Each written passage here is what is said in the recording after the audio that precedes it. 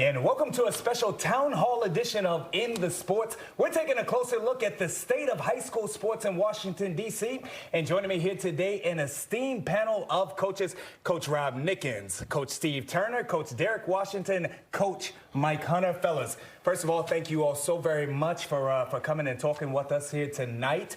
I wanted to speak with you all here today as we take a look at everything that's going on in Washington, D.C. amongst our youth. Obviously, there's a rise in crime, whether we're talking about carjackings, whether we're talking about shootings in broad daylight, etc. I want to talk about this, but want to speak about it from members of our actual community. So go ahead and I'll start with you first here, Coach. When you take a look at everything that's going on, what are the underlying things that lead to this? I think one of the things that we got to look at is why are these kids acting out the way they are, and do they have the hope and the dreams that we really want to push for them? Can they see themselves being successful in the future, or do they just see what they see on social media and they're being portrayed in negative light, so they tend to act out that way? I think that's a good point, Coach. Derek, I know that you all have seen some activities going down at Coolidge as well as we all have throughout all of the district and beyond. What do you see? With me being a little younger and kind of closer in age to them, it just seems like they're complacent. Like nobody wants to stand out. Everyone wants to be the same. And like he said, social media plays a part in that. Success looks like it's so obtainable that they could just walk outside and get $20, and wow, now they look like the next man that's successful in our area today.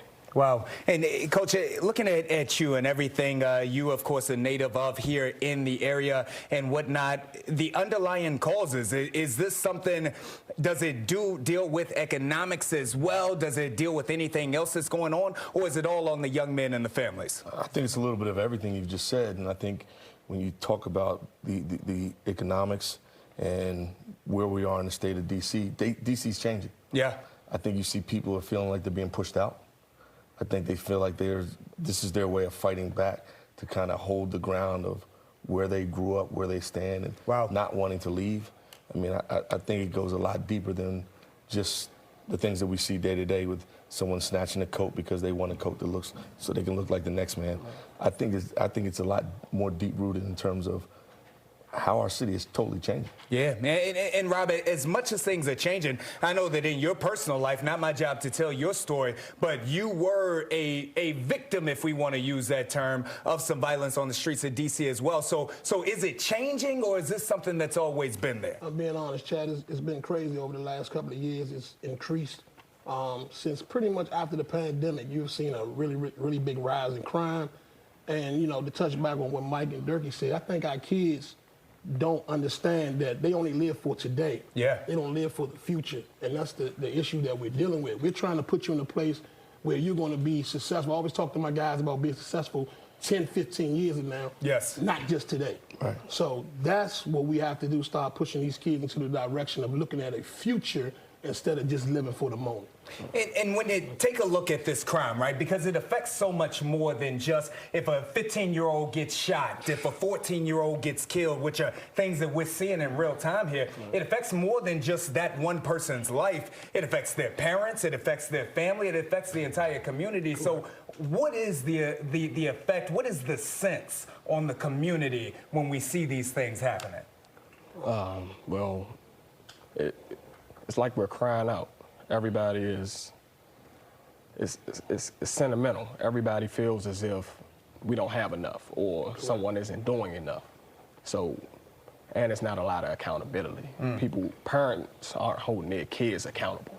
Well, that's a good point. Coach, when you take a look at this, because obviously a lot of times within our communities, we look to the outside and we say, well, this person is doing this person is doing that. But within our communities, from the parents of the children who are not involved in this, what do they think? What do they think about sending their kids to school or to the streets and not knowing whether they'll come back home?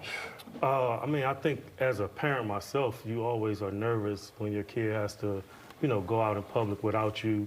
And I think a lot of parents are nervous and scared. You know, any incident that happens near or around our school, you know, a bunch of parents are always calling, checking on their kids and things like that.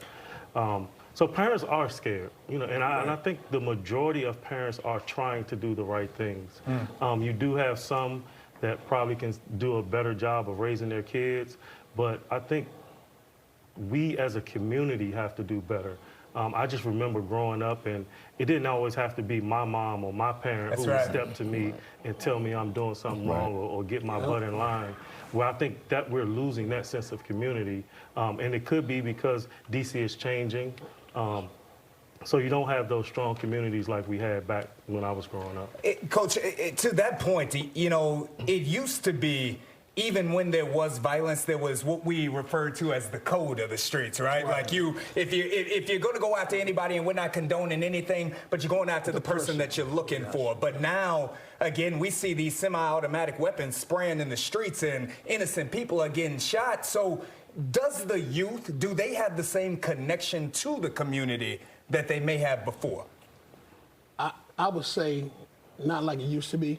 The code is really not there anymore. I mean, you could be anywhere in Washington, D.C., and at any moment, violence can strike. And like I said, Chad, from my own personal situation, you know, Coach Rob bothers nobody. I'm on my way home one night, and three guys come up behind me and tried to rob me, and I got shot. Wow. So, I mean, you talking about it happened to me, so it definitely can happen to others. And, you know, like I said, I'm a person that doesn't bother anybody. So it's just a real scary time. Like Mike said, you know, we have calls to our school about parents calling every day to see if their kids made it home safe. Wow. And that's a scary situation. So we got to do better as a community, man, overall. But it's tough right now, Chad. I'm not going to sit here and lie to you. Wow.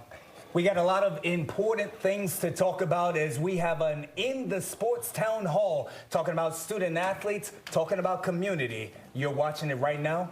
We're in the sports.